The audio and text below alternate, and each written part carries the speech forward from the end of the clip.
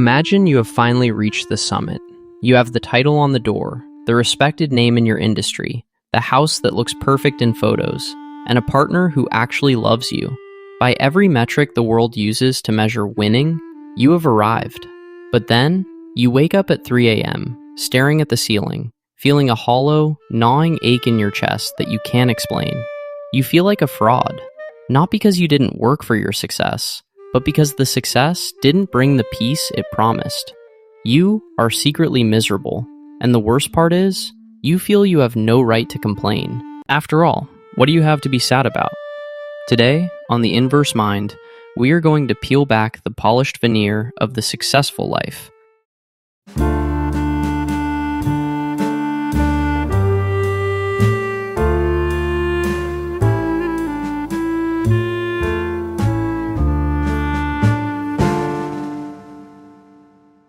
To find out why your achievements are making you miserable, the biological trap of Arrival Fallacy, and how to finally stop performing for an audience that doesn't exist. Stay with me until the end, because I'm going to show you how to trade your perfect life for one that actually feels good from the inside out. Before we dive deeper into this, let me know in the comments what country you are watching from, because I love to see how people around the world are enjoying our channel. To understand the psychology of the miserable achiever, we have to look at the massive gap between external validation and internal integration. Most of us were raised on a script that told us, do X, get Y, then you will be happy. We spent 20 years grinding for the degree, the promotion, and the status. But when you finally get the Y, your brain doesn't actually release a permanent wave of happiness. Instead, it experiences a phenomenon psychologists call Arrival Fallacy. This is the subconscious belief that reaching a certain destination will fix your internal problems. It's the I'll be happy when trap. When you finally arrive and the internal problems, the anxiety, the loneliness, the lack of self-worth, are still there, the disappointment is crushing. You realized you climbed the wrong mountain, but you're too exhausted to start over. This misery is often compounded by what I call the gratitude cage. Because you have so much, you feel a profound sense of guilt for your unhappiness.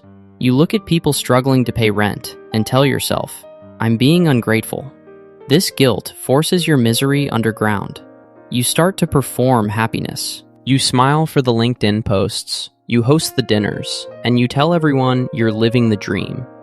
But every time you say it, a little piece of your soul dies because you are lying to yourself. You have created a life that looks great to everyone else, but it feels like a prison to you. The more successful you become, the thicker the bars of that cage get, because you have more to lose if the truth comes out. We also have to talk about the high-functioning shield.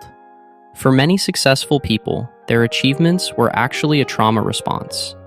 If you grew up in an environment where you were only loved when you were the best, or when you were helpful, you learned that your value is tied to your output. You didn't learn how to be, you learned how to do. Success became your shield against feeling unworthy. But a shield is heavy. You've been carrying it for decades, and now that the war of your early career is over, you don't know how to put it down. You're afraid that if you stop achieving, the people who love you will realize you're actually nothing underneath the trophies. This leads to a state of chronic performance fatigue. When your life is a series of milestones to be hit, you lose the ability to experience the present moment. Your brain is always 5 years in the future, planning the next win. You aren't tasting your dinner. You're thinking about tomorrow's board meeting. You aren't listening to your child. You're wondering if you're saving enough for their Ivy League tuition. You are a ghost in your own life. This disconnection from the now is the primary source of the misery. You have everything, but you aren't there to enjoy it. In The Inverse Mind, we analyze the shadow of the expert. When you become successful, you often lose the permission to be a beginner. You have to be the one with the answers. This creates a profound loneliness. You can't tell your employees you're scared. You can't tell your partner you're bored. You have to maintain the image of the high performer. This isolation is a breeding ground for depression. You are surrounded by people, but no one actually sees you. They only see your utility. They see what you provide, not who you are. So, how do we break out of this high-status misery? The first practical step is identity decoupling.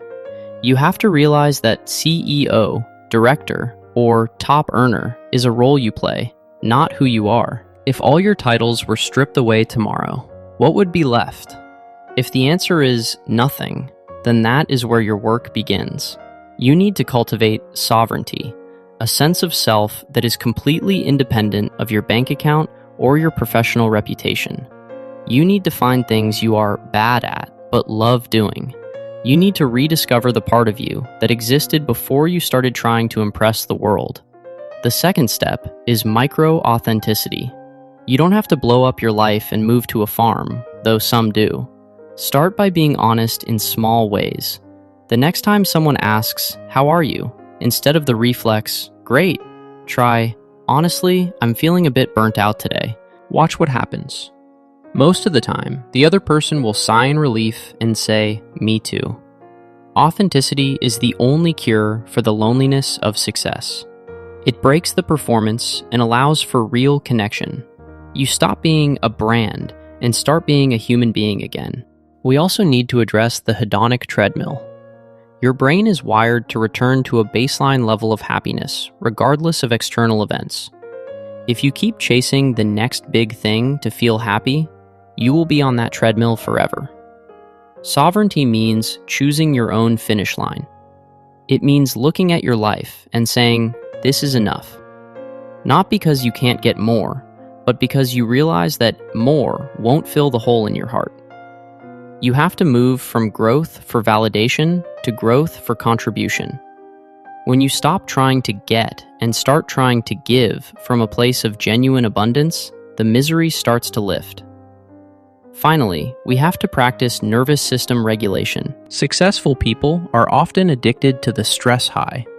You might be secretly miserable because your body doesn't know how to handle peace. When things get quiet, your brain creates fake emergencies to get that hit of cortisol back. You have to train your body that it is safe to be still.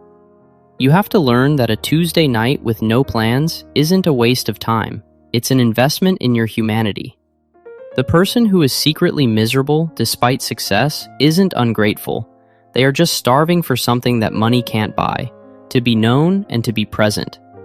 You have spent your whole life building a monument to yourself. It's time to step out from behind the stone and actually live. The boardroom is empty. The audience has gone home. You are standing in the quiet of your own life. And for the first time in a long time, you don't have to do anything to be worthy of the air you're breathing. Take a breath, let the image go, and just be. If you've realized that your success has become a cage, or if you're ready to trade looking good for feeling whole, subscribe to The Inverse Mind. We are deconstructing the high-performance myths and reclaiming our joy, one achievement at a time. Tell me in the comments, what was the big win in your life that didn't feel as good as you thought it would? Let's analyze the arrival fallacy together. You are more than your output. I'll see you in the next one.